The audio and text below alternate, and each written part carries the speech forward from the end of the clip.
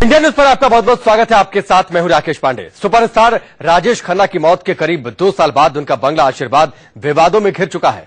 कहा तो राजेश खन्ना इस बंगले को एक म्यूजियम में तब्दील किए जाने की चाहत रखते थे और कहा यह बंगला अब कोर्ट कचहरी की लड़ाई में घिर चुका है।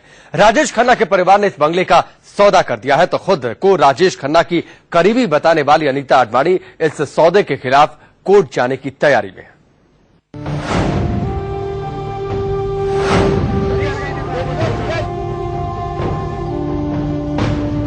ये बंगला बॉलीवुड के पहले सुपरस्टार की निशानी है।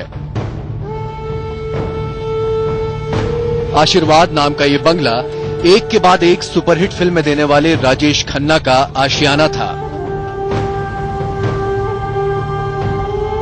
राजेश खन्ना ने अपनी आखिरी सांसें इसी बंगले की दीवारों के पीछे ली। फैंस को उम्मीद थी कि राजेश खन्ना की हर याद को खुद में संजोए ये बंगला हर चाहने वाले के दिल में उनके सुपरस्टार की यादें तरोताजा रखेगा। लेकिन राजेश खन्ना की मौत के बाद इस बंगले पर ही संग्राम छिड़ गया। खबर है कि राजेश खन्ना के परिवार ने ये बंगला किसी उद्योगपति को बेच दिया है।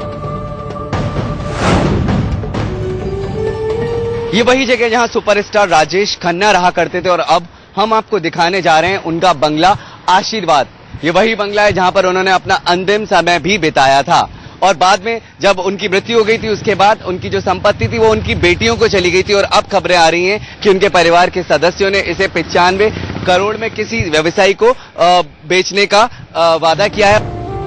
2012 में राजेश खन्ना की मौत के बाद कुछ इस तरह की खबरें आई थीं कि बॉलीवुड के पहले सुपरस्टार का बंगला उनके फैंस के लिए म्यूजियम में तब्दील किया जा सकता है। लेकिन अब 2 साल बाद उनके परिवार ने बंगला बेचने का फैसला कर लिया है।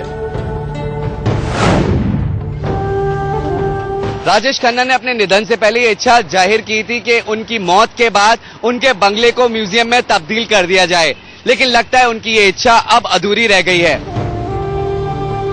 बंगला बेचे जाने की खबरों पर राजेश खन्ना की करीबी रही अनीता अडवाणी ने कड़ी आपत्ति दर्ज कराई है। तो उनका ड्रीम था कि इसको म्यूजियम बनाएं और लोग आएं और अपने फैंस के लिए वो देना चाहते थे। उन्होंने कहा मेरे घर वाले सब बहुत वेल टू डू हैं, उन्हें पैसों की जरूरत नहीं है। तो कोई दो राय थी ही नहीं कि इसमें म्यूजियम बनाना था या नहीं। अनीता अडवाणी अब क्या करेंगी और इस बंगले का भविष्य क्या होगा, ये जानने से पहले जान लीजिए कि अनीता अडवाणी कौन है। अनीता अडवाणी राजेश खन्ना के आखिरी वक्त में उनकी बेहद करीबी थीं। खुद अनीता का दावा है कि वो राजेश खन्ना की लिव इन पार्टनर थीं। अनीता के मुताबिक परिवार से दूरी होने के बाद उन्होंने राजेश खन्ना को मानसिक सहारा दिया था।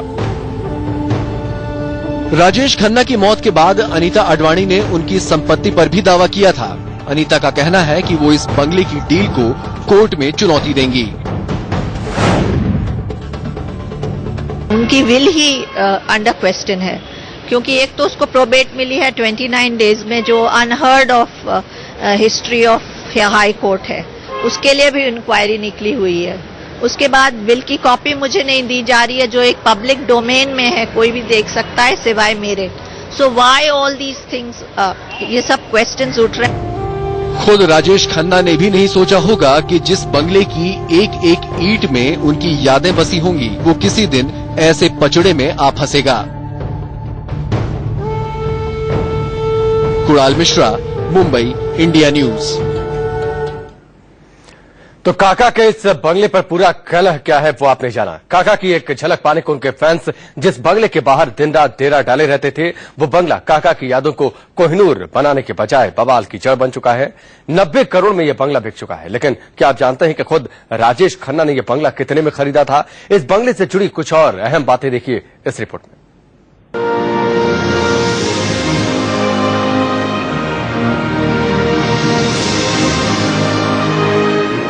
वैसे तो अनीता अडवाणी ने राजेश खन्ना की करीब 450 करोड़ की सारी संपत्ति में अपने हिस्से का दावा किया है, लेकिन इस बंगले से उनका खास लगाव है। आइए आपको इस बंगले के बारे में बताते हैं।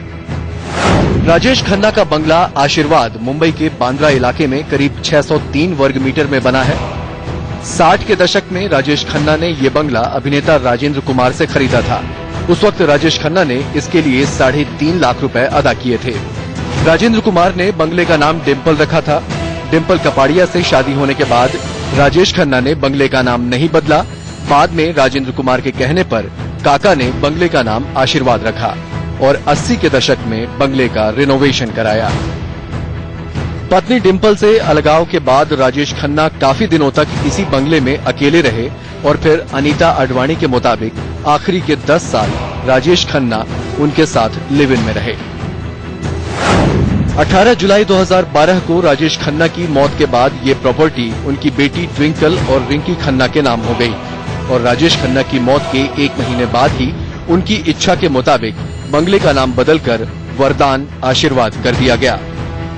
और अब खबर ये है कि ये बंगला करीब 90 करोड़ रुपए में बेच दिया गया है। अनीता अडवाणी को इस सौदे के साथ साथ सौदे की रकम पर भी ऐतराज है। छोटे छोटे फ्लैट्स यहाँ करोड़ों से कम नहीं बिकते, तो इतनी आइकॉनिक प्रॉपर्टी की क्या वैल्यू सिर्फ 90 करोड़ है? आप खुद ही पूछ सकते हैं। हमको तब 150 करोड़ की ऑफर थी इतने साल पहले।